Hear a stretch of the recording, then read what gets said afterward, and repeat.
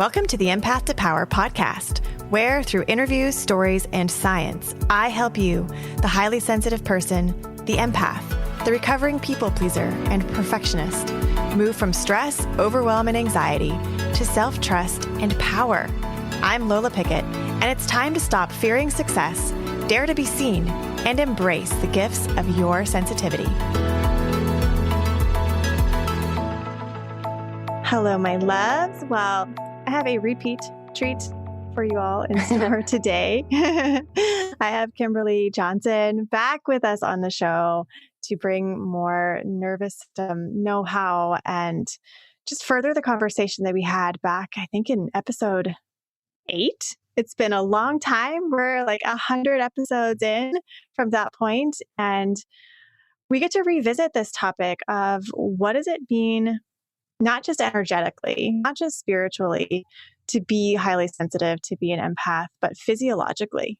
And how can we really partner with our nervous systems in ways that make us feel like we can trust our bodies, that we can listen to our impulses, that we don't have to go around in a state of hypervigilance, because that's exhausting and depleting and distracting, and it keeps us from fully showing up for our relationships and ourselves, our businesses, our careers, the things that we're here to like experiment and explore while we're here on this planet. And so I'm really excited that you're here, Kimberly. Welcome back to the show.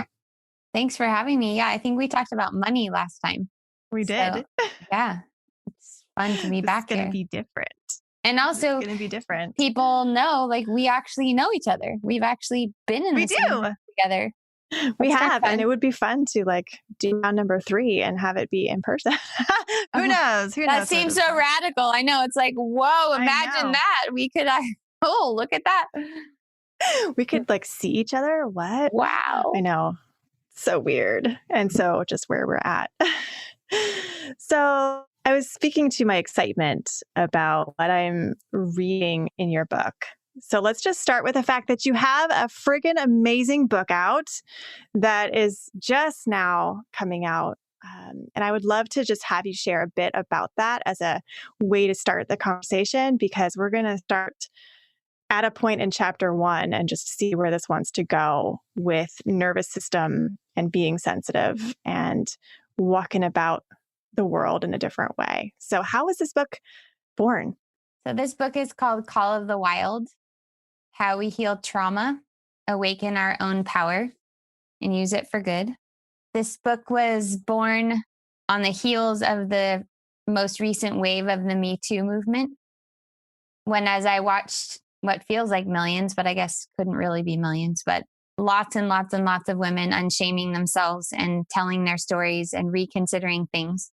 What was happening in my private life was that men and women were calling me, asking me if what they were remembering was actually trauma and what could they do about it. At the same time, I had a client come to my office in the middle of summer in a dome in Southern California, wearing lots of layers of clothing, sunglasses, and a hat, and saying that she felt so sensitive that she didn't feel she could really go out of her house, that she felt like she couldn't go for a run because if a homeless person stopped her, she couldn't help but listen to their whole story. And when in my office, I suggested that we play the wolf and the rabbit, and she be the wolf and I be the rabbit, because she was already in rabbit mode in her incognito-ness, she immediately went into a freeze state and went into a submissive gesture. And what I recognized in that moment was that her feminism knew that she could be a wolf. Her feminism knew she owned her own body and she had power, but her physiology was telling her something else. So it's not that she didn't want to be empowered. It's that her system actually didn't know how to do it. And in that moment, I started this process of helping her learn how to activate her inner, what I call the jaguar, but really hunter energy. And it took us about 6 sessions. And then a lot of people started asking me from all over the world because they watched this video that I did that was talking about how we can't moralize the predator and the prey. We've moralized it. And as a result, we've decided that because predators, we think that predators are usually men and predators are bad, so men are bad. And prey is usually women and prey is good, so women are good. we've really limited our possibilities in terms of how we can both help each other heal, but how we can understand ourselves. So that's what I came to do in the book. Then a global pandemic happened, a very large stressor on all of our systems. And then we got a new language to deal with race in this culture. So the book is really about power and coming out of immobilization into healthy action. Yeah, it's so well timed. And of course, this process has been in the works long before George Floyd, long before the pandemic. And yet there is never a wrong time for this work, because we as humans are operating in a very detached way from our animal natures. And I agree with what you contend, or what I feel you contend in the book, which is this distance from our animal selves is the primary driver for so much toxicity in our culture, in the westernized world, certainly.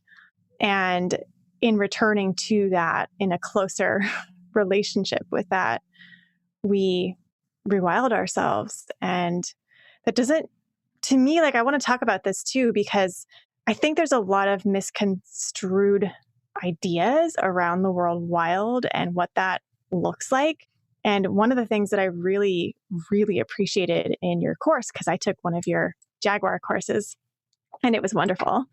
And you were talking about the difference between wildness, domestication, and feral, and how to kind of distinctly delineate what those are for ourselves. And I would love to just hear you outline that for our listeners, because I found it to be very, very powerful and like eye-opening. So when we talk about the predator and prey dynamic, for most people, there is a recoiling, because if you've ever been in the position of a prey, you would never want to be the predator. You would never want to be the one that's harming. But this is where we misunderstand. A predator doesn't kill more than it needs. A feral animal that's approximated domestication is the one that is out of control. And so what we're seeing in something like Harvey Weinstein is ferility. We're not seeing wildness. We can trust wildness. We can trust instinct. But the feral is when it's out of control. It's also activating a predator doesn't mean out of control aggression. Predators kill what they need. And then the rest of the time they chill and they teach their cubs how to hunt and they play around and they sleep. So just because we have the capacity to hunt, to know what we want, to go after it and to go after it till we get it, doesn't mean that we spend all of our time doing that. It means, in fact, when we can occupy that full predator, we also get access to full prey, which means that we're surrendered. It doesn't mean we're rolling over and being doormats. We're confused a little bit about what prey is as well. It's not that you just take your hands off the wheel and let it crash. It's like we have a capacity to let down, to let go, at the same time as we have the capacity to charge and to move ahead with full power. Yeah, I really appreciate how you paint the picture of this, because we also have this vilification of the sympathetic nervous system, and the parasympathetic nervous system being this like exalted, desirable, inaccessible state for many folks, certainly not for everyone.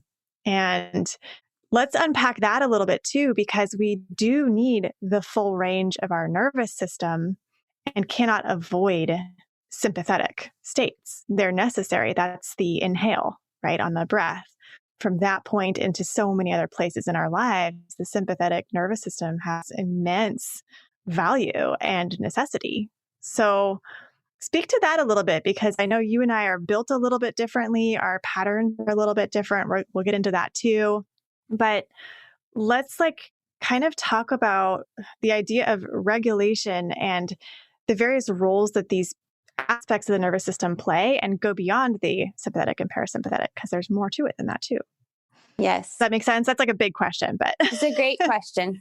There's a lot of simplicity, but there's also a lot of nuance. So polyvagal theory, which is really complex and kind of hard to read about, there's just a few things that it brought forth that are really worth knowing, because it can really impact how we understand our behavior. So most of us in high school, we learned in our autonomic nervous system that sympathetic is fight or flight and parasympathetic is rest and digest. And that's a mixed metaphor. It's comparing one system that's under threat and the other system that's in safety. When polyvagal theory was created, purported, discovered in 1994, we learned that actually the parasympathetic and polyvagal, poly means many, vagal means vagus nerve. So many branches of the vagus nerve, that the parasympathetic side, the dorsal branch, under stress has a freeze response. So a freeze or a collapse. So what in English we call playing dead or playing possum. If we were going to compare every tier under safety, we have another branch of the vagus nerve, which is the ventral branch. So that's the social nervous system, also often exalted. It's the green and the stoplight, and it's the place where it's like all hail the ventral vagal. We're trying to get there all the time. The social nervous system, when we feel safe, that's where we feel belonging. It's where we feel like we can be ourselves and we can be different and unique, but we can still have a sense of belonging. It was developed for maternal bonding. So evolutionarily, it's the most recent feature. And we're primed for it with estrogen because we're primed to notice how everybody's thinking and if we're safe or not, if we're going to belong with them. The sympathetic nervous system in safety is what wakes us up in the morning. It's what motivates us. In sex, it's ejaculation. In birth, every contraction is a combination of an up regulation of a surge and a down regulation coming back off the wave, or as you mentioned, a breath, an inhale and an exhale. And in safety, the parasympathetic is the letdown reflex. It's dilation in birth. It's arousal and digestion. It's related more to viscera, so diaphragm down. When we feel threatened in our social nervous system, we have fawning, which is being nicer. It's getting closer to the threat because you're getting closer to something that has more structural power. And so that if you diminish yourself or you're amenable, that you're less likely to either receive disconnection or a punishment for standing out. And then there's fitting in, which is camouflaging. So you're basically minimizing yourself and trying your best not to express anything that's out of sync with your social group or your religion or whatever milieu that you're in. And these are survival reflexes. So I think we're used to really minimizing those because most of this comes out of places of structural power. Most trauma literature is written by men and most of it comes through academia. But you can watch some of this behavior with animals. You watch, if two dogs come up, you watch a dog lay down and roll over, right? So demonstrating submission. I mean, this tier is the one that's the least understood for the reasons I just mentioned.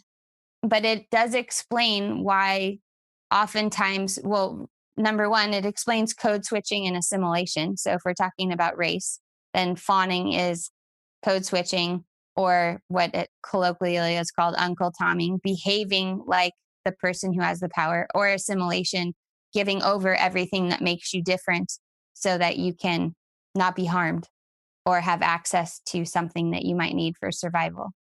Under stress in the sympathetic system, we have fight or flight. So we have go towards what is coming at us or move away from it.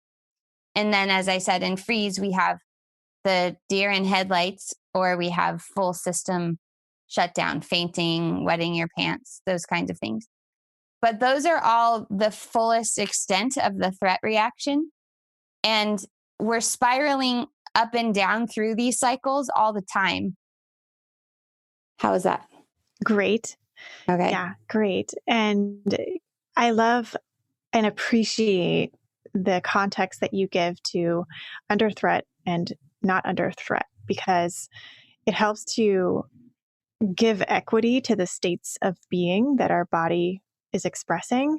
And I feel that there's so much vilification, not only of like the sympathetic, for example, or the parasympathetic in our culture, but to the survival mechanisms themselves and our judgment of ourselves for the ways that our body is endeavoring to keep us in a perceived state of safety. And I read, there's many powerful stories in your book, but one of the healing stories that I found really powerful, and I don't remember this person's name, but they shared a situation where they were under threat with a friend, and the friend's nervous system went into fight, and this person's went into freeze, and she lost control of her bladder. And for a long time, she had judged herself as being weak, as that was like the wrong thing to do, or she should have gone towards fight or acted like her friend. Would you share a little bit about what's going on there and how we can begin to support ourselves, not to judge the way our body has known to behave? It's really important. We're getting farther and farther as a culture from valuing biology and physiology. It's really important to go back to that and realize that our brain doesn't choose these responses. So sometimes the culture interprets fawning as manipulation. Oh, that's so manipulative. And we can manipulate, but that's a voluntary response. I mean, it could be a learned behavior that becomes involuntary. But this is really like if you're giving birth and your doctor says something to you and your system perceives, well, if I stand up to this, they might give me worse care. They might leave the room and not come back for a long time. They might give me a bad nurse. They might give me surgery when I don't need it, right? Because they're bringing their past into the present. So these are all in place for our protection. And I feel like that's one of the best things that my classes and hopefully the book will help people with, is to take a layer of shame and blame and like the self-loathing that comes along with it, of just recrimination of over and over thinking, well, why am I playing the victim, or why do I have a victim mentality? Even today, I've been coaching someone recently, giving them some sessions, and she keeps reframing what I'm saying to me, but she reframes it to me in mental health terms. And I'm like, well, I'm not actually talking about your mental health. I'm talking about your physiology. And she's saying, well, I'm so anxious and maybe I need to do this. And I'm saying to her, yeah, you're in an extreme flight response right now. And it's not just the difference of language, because your emotional states and the content of your thoughts are telling you where your physiology is. So someone say, well, I just have this negative thinking pattern. Okay, well, but that's telling me about your physiology. So we have all these spiritual ways of looking at it, like, well, either say more affirmations or don't believe the content of your thoughts. But it's still all happening in the brain. It's still brain, head focused, head, eye focused. And we're trying to actually privilege something that's beneath the neck. Yeah. I have found this to be so powerful in my own body of work as well, where we stop thinking so much about and creating stories about and trying to change the thoughts about what's going on in our heads and really look at them as indicators. It's like there's a dashboard, there's a light going off. And instead of trying to either ignore the light or reinterpret the light, it's like, what is the light pointing towards? And how is that represented in the body? Because it's a created condition. It's like a flower that's blossomed on a root. And if we just look at the flower, we're missing where it's coming from. And a lot of people have a lot of us, we've connected a lot of the dots. We know what the dots are, but it just hasn't shifted something at a deeper level. So it creates more frustration. And that's where I feel like I have a lot of compassion for people, is like, they're like, I've tried everything. I've done yoga. I've, done the diet. I've done this. I've done that. I've done plant medicine. And it's like, and still it's not changing. So there's a lot of power in understanding how our physiology works and being able to start reestablishing some of those self-protective responses that weren't available to us before. Yeah, bringing more presence of being into your life versus habituated responses and reactions. That's what I feel when I hear that. It's like I can be more here in my life, in my body, in my being. And it's not like we're on autopilot. I think that diminishes our participation in our lives in a way. We're always participating at some level. But I do feel like it gives us a more sense that there is a wheel that we can put our hands around here and we can partner with a vehicle. It's very empowering. And one of the things I'm finding really interesting in your body of work that I have not heard much about in my own studies of the nervous system and just embodied practices is this idea of how the sympathetic states, let's say somebody is sympathetic dominant or parasympathetic dominant, which just means that's the default setting that they tend to go into, right? Am I saying that like accurately-ish? Mm-hmm. Yeah. That it can represent physiologically and biologically in the tissues that our body has and like continues to rebuild. And there are ways that we can physically support ourselves to create more equilibrium in our system, or at least operate in a way that's more in integrity to who we are. And I would love to talk about that because we have a different design from each other. I have a different design from my mother. And yet my mother and I are both empaths. We're both highly sensitive people. And I find it fascinating how this translates into our tissues, not just into our like spiritual approach or energetic feelings. So describe for me like how this manifests and what are some of the impacts of being more sympathetic or more parasympathetic. I am a Rolfer, which is a kind of body work that works on fascia. Fascia is connective tissue. It's the gauze-like material that is underneath the layer of skin, and it's creating the shape of our whole form. And it's much like an orange when you would peel the skin of an orange and then peel the pith and then peel each section and each little piece of pulp. Those are all made out of the same material. It's just different density and different location. That's happening in our bodies all the way down to the cell level. It's pretty cool, including bones. Bones are made out of collagen and elastin too, but with some other things, calcium. And so we all have a native connective tissue density. It's on a range from very, very collagenous to very, very elastinous. Why? Because of where our ancestors are from. If you come from a place that's more equatorial, then you would be more likely to have more collagen. The fibers are denser together. You store less fat. You have less fat. You don't need it because fat is really for cold storage. You go towards the Arctic to the poles, you're going to have more elastin because there's more spaces between the fibers. The nervous system is made up of actual nerves, and the nerves travel through fascia. So they have to have space to send their signals also through the fascia because nerves communicate through electrochemical signals. If you have more elastinous connective tissue, and how would you know? Well, you know if you're naturally flexible, for instance.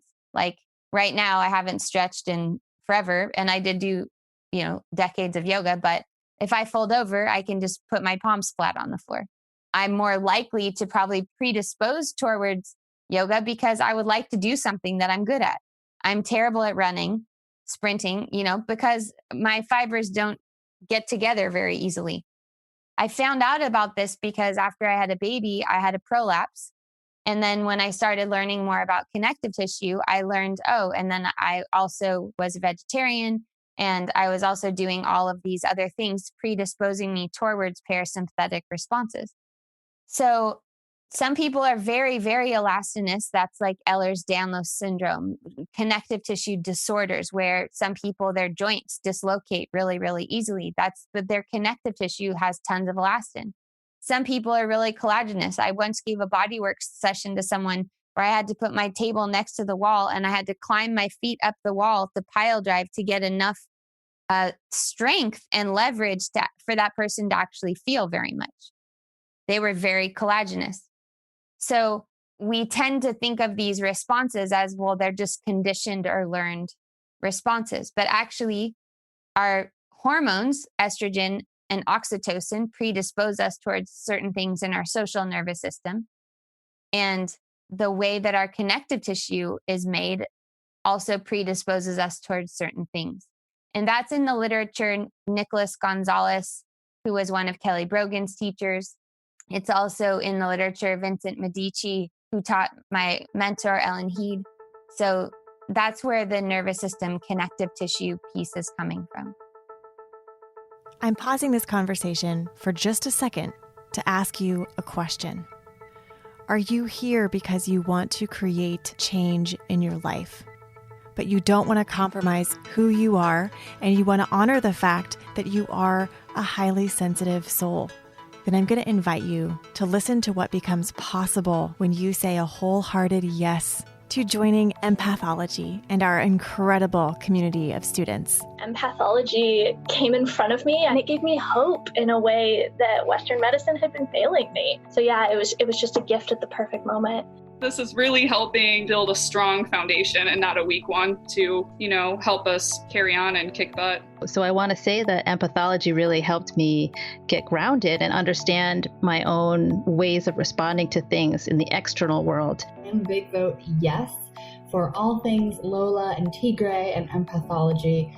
And I think that you should be too. I'm so glad because I can just feel like this first week already has been huge and already have my money's worth in that.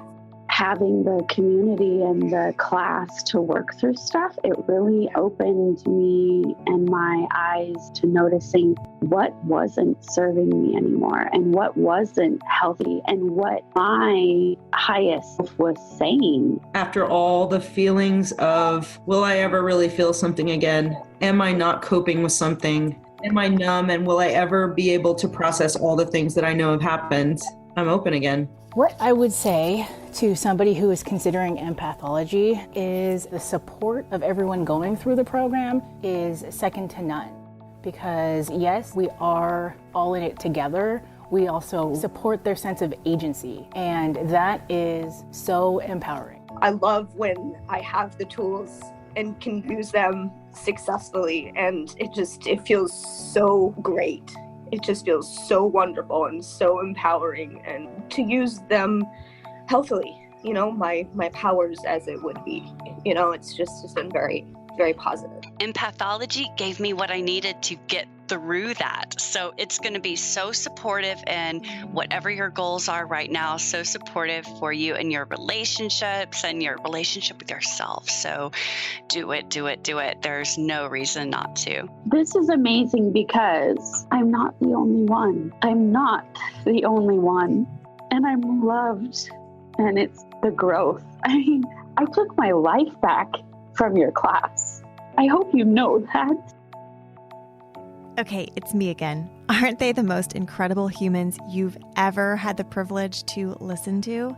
Well, when you're ready to create your version of these results, visit empathology.net to join the waitlist or register for this life-changing training, coaching, and community for empaths. I can't wait to welcome you inside.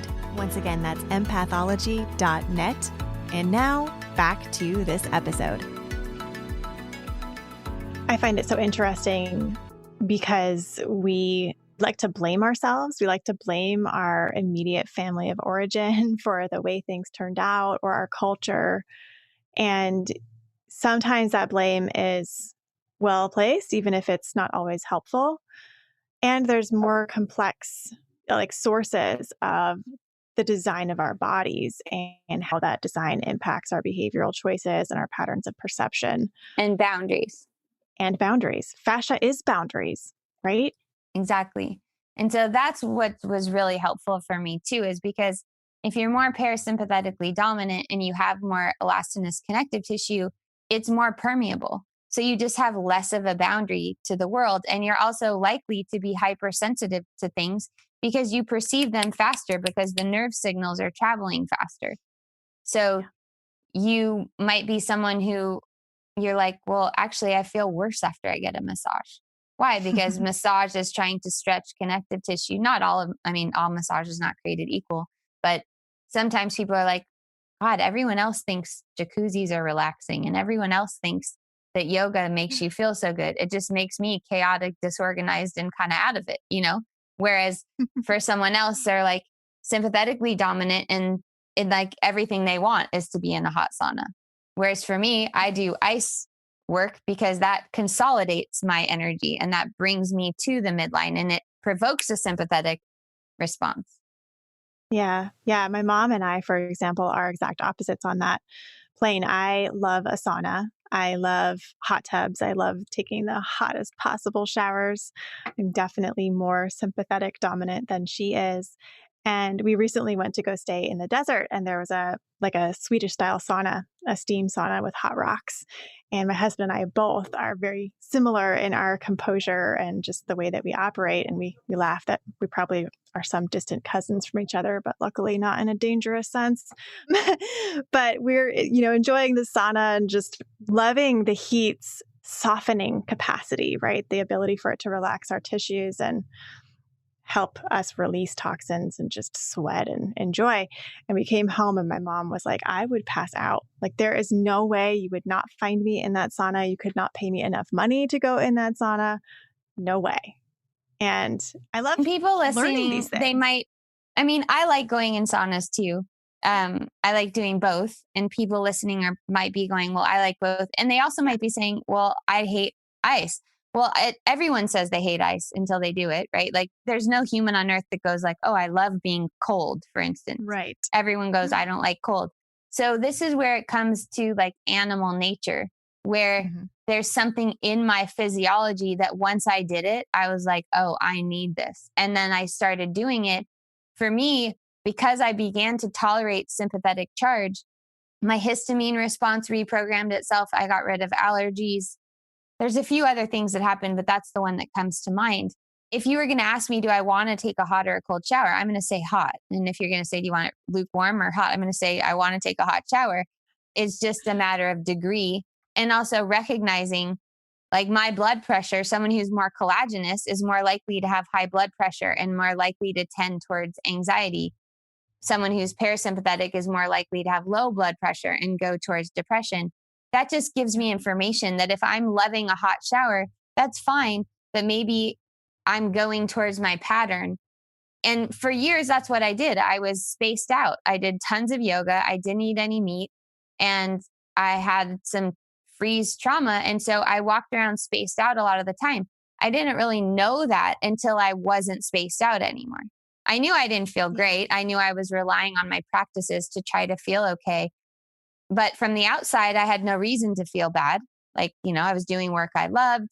I was healthy. I have white privilege, all the things. But yet I had incomplete nervous system responses. And it helped once I know, oh, okay, this isn't actually optional. Like, I have to eat meat. This, and not forever and not all the time. But, if I want to strengthen my connective tissue, this is part of healing. Yeah, we do tend to lean into our design.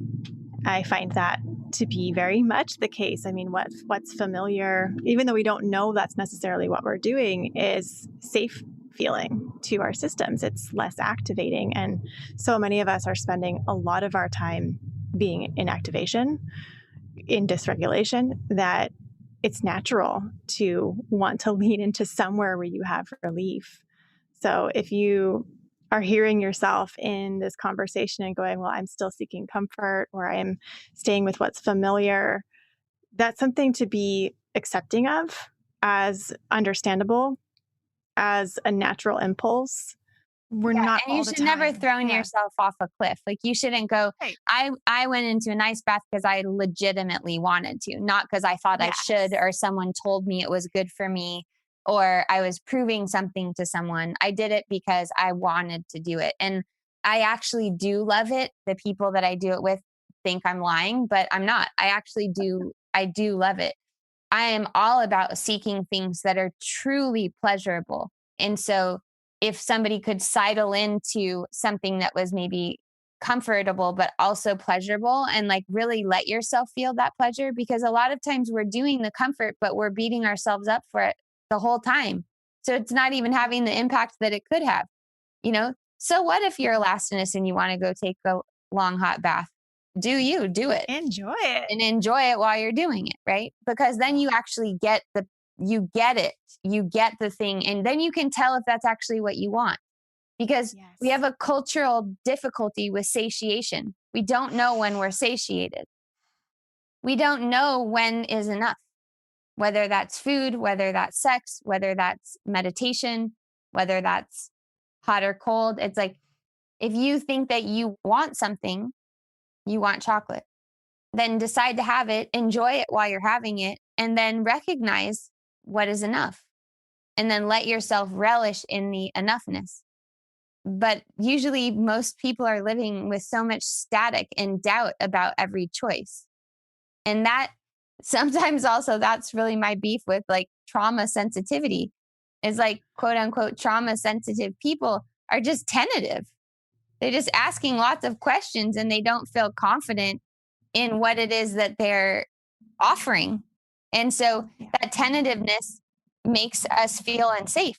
So from our practitioners, we want to feel a sense of certainty. We want to feel collaboration, but we also want to feel a sense of system-wide stability. Not like they're afraid they're going to hurt us the whole time. Exactly. I have that same beef. And it's frustrating to be treated as though you are constantly in danger of falling apart without being able to empower someone to trust the falling apart process if it happens, and have boundaries around that, and have a sense of strength that you're seeing in people versus a sense of fragility. I think we uphold that in each other too much in the trauma world. I agree. There's the idea that we're like so breakable. And again, it kind of comes back to this thing of like, and women so easily get put in this place of the identified patient. And then if we want to bring up femaleness or we want to bring up something, we don't even have a language to talk about it because we're automatically considered that we're labeling ourselves a victim, when there's absolutely nothing about being parasympathetically dominant that makes us be a victim. And also, other conversation. But if we are a victim, we also need to be in that space, because a lot of people don't want to claim the experience that's happened to them. And that's a part of the healing process. Yes. Hopefully these are awarenesses and insights and lived experiences, because you don't have to decide in your head right now, like, oh, am I this or am I that? That's sometimes where people go. They're like, well, okay, now I've got to figure this out. You can perceive it in yourself as you develop tools to track your own experience. Yeah. Yeah. I find that the perception of weakness and projected fragility happens in the empath community as well. And a lot of times I have heard fellow coaches and healers and people who are in the community as like mentors and guides say they avoid working with this population of people because they're too sensitive, they're too difficult, they're too demanding, they're stuck in their victimhood, whatever.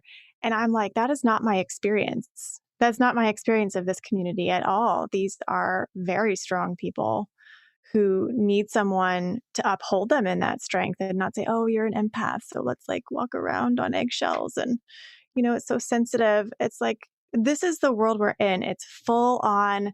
There are times where the volume's going to be up. We don't want you walking around feeling like you have to project a shield around you to exist. That is not a kindness to you or anyone else. I like what you're teaching so much. I can see how many of us are walking around with eyes turned everywhere, like a jaguar might symbolize, but in hypervigilance versus in engagement. It's like a protective seeking, scanning versus perceiving with wide open senses and trusting your body to respond. You have a lot of examples of that in the class that I took with you. And I appreciate knowing that it's possible to walk around in this world that is categorically unsafe, especially for certain populations of humans at this moment, and not be in constant fear and protection. It's an essential survival skill to my mind. Yeah, the stakes are high. The stakes are high for the moment. And this isn't something that we have to go outside of ourselves to get. There's plenty of people all over the world. This isn't the most dangerous time to live. This isn't the most dangerous country to live in. So there are people everywhere that are able to do this, and everyone listening has that capacity too, because it's ours. It's innate to us. And our system is self-organizing. So anything that's repetitive that feels like it's punishment, like, oh, you keep getting in the same relationship or you keep making the same mistake. It's offering you another chance to cycle up in repair. And, if trauma is a skipping record, we have this opportunity each revolution to smooth it over, and then we can hear our song again. And I know that's what you're helping people do. That's what I spend a lot of time helping people do. But it's simpler than maybe it sounds. We've kind of gone through this whole, some people will be nervous system fluent, and for some people it's new language. But it's really as simple as noticing, what do you want to go towards and what do you want to go away from? And who are your people? Will you say that one more time, just so that people can really receive that, how simple it can be? What do you want to go toward? What do you want to move away from? Who are your people? Yeah. When I hear you say that, my body and breath both drop down. Like I literally feel a stronger sense of gravity, not heaviness, but a sense of, ease in the body. It's appreciated because these can be very heady topics. And we are in such a central nervous system, brain prominent mental health world, and mental health in and of itself, being of the mind. I love the reminders that our perception goes so far beyond the brain. One of the things that I have been really fascinated by recently is the connection with the enteric nervous system in the gut and our intuition, and how for so long we were saying, well, listen to your gut, and not really giving a lot of credence to that or understanding exactly what is going on there. And now they're finding that when they put people through the sensory system in an MRI and measure the impulses and the synapses that are happening in the gut and connect it with their intuition by way of stimulating the body in certain ways in the person, that appears to be very much a core driver of our intuitive knowing. So dropping down from the brain and connecting, which of course the vagus nerve connects the brain and the gut in a two-way superhighway, probably more than two-way. It's like all directions, omnidirectional. That this is going to give us a more full sense of intelligence, of beingness, of wholeness. It's really exciting to me where this world is going. And I'm so happy that you're part of it and you're taking the risk and being visible and standing in what you now know of this as of this moment. I know it's a big risk with your book to, be who you are and to release this. And I thank you for taking that risk. It's another layer of visibility in both predators and prey camouflage. So we have sometimes good reason, but then we also suffer when there's work of ours to do that we're not doing for those reasons because we think that we'll be safer. So I guess I want people to know that you don't have to intellectually understand any of this stuff.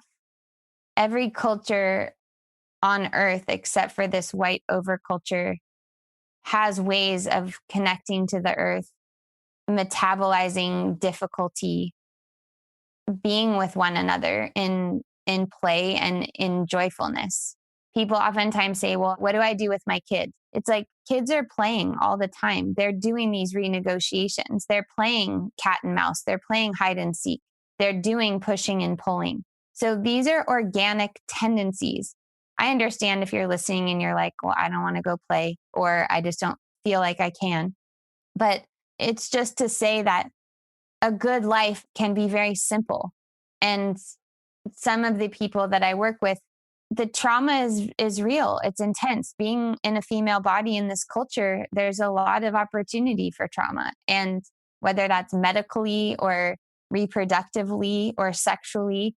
And we also have more opportunities for repair because we're cyclical. So the cycles come around faster.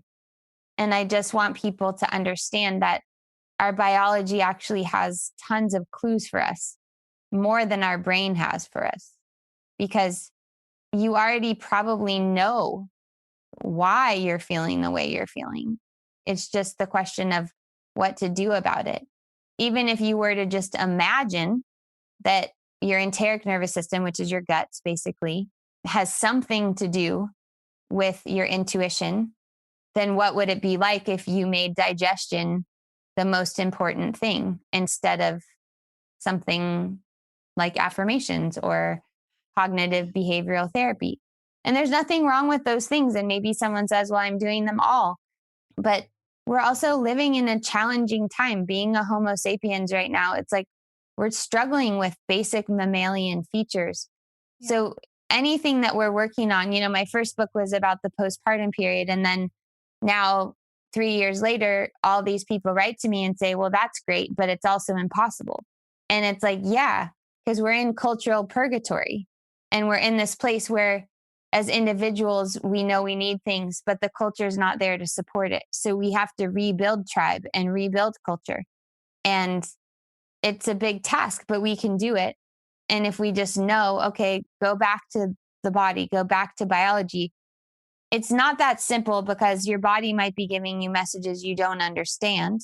You can become the most accurate translator of your body. And to me, that's power, because it's not about just you don't need anyone anymore and you just feel better. It's like, how do we relate to each other? And this is going to be fluctuating. What we need now is not what we're going to need in 5 years or what we needed 5 years ago. But we can, what it feels like to me is swimming above water. We can come up from underwater and swim above water more of the time, rather than feeling like we're underwater most of the time with an occasional peak above the water. Yeah, I was just speaking to my community about feeling underwater and like we're swimming against the current so often and getting exhausted and just sometimes wanting to just give up and be pulled with the current. And I said, there's a lot of power in knowing when it's time to swim and aligning yourself in a way that makes swimming more efficient and effective. And also there's a time when we can allow ourselves to turn on our backs like an otter and float. It doesn't have to be these extremes. I love that. Mm-hmm. Thank you so much for being here. It's so much fun to get nerdy with you in such an embodied way. The embodied nerds unite. Where can folks connect with the book? I know it's being sold in many places. Where would you recommend that people purchase the book? The Call of the Wild. Yeah.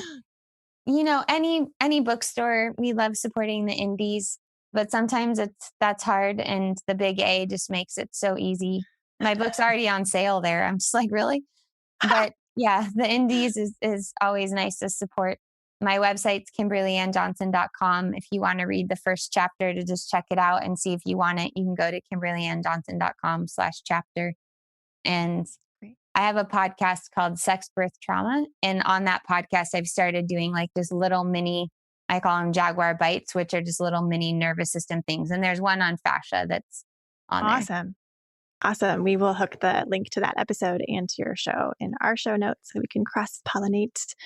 And please get the book, friends. I can't tell you how many books on trauma and the nervous system and sensitivity and physiology. And I have not even finished your book yet, but it's one of the best that I've come across because of the way that you approach it and coming into this conversation with what I feel to be a very different perspective than the overculture offers.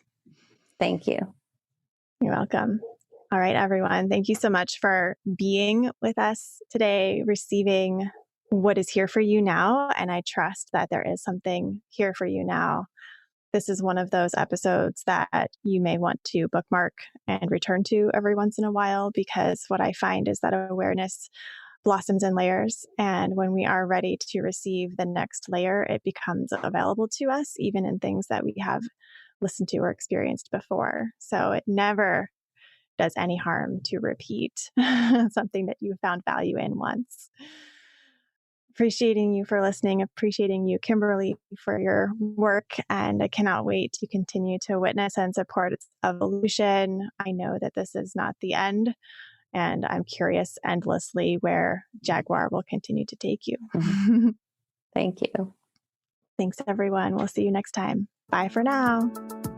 Thanks so much for listening. If you enjoyed this episode, please take a moment and leave us a review on iTunes. Your review helps more empaths and HSPs just like you find the show and boosts the wave we're building together of empaths in power. And hey, did you know that there are 8 different types of empath? And each kind has specific sensitive superpowers and debilitating kryptonite. Find out what kind you are and get personalized guidance on thriving with your sensitivity at lolapickett.com/quiz. Subscribe to the show wherever you listen to podcasts and stay tuned for our next episode. May this time that we spend together be for the best and highest good of all beings. And so it is.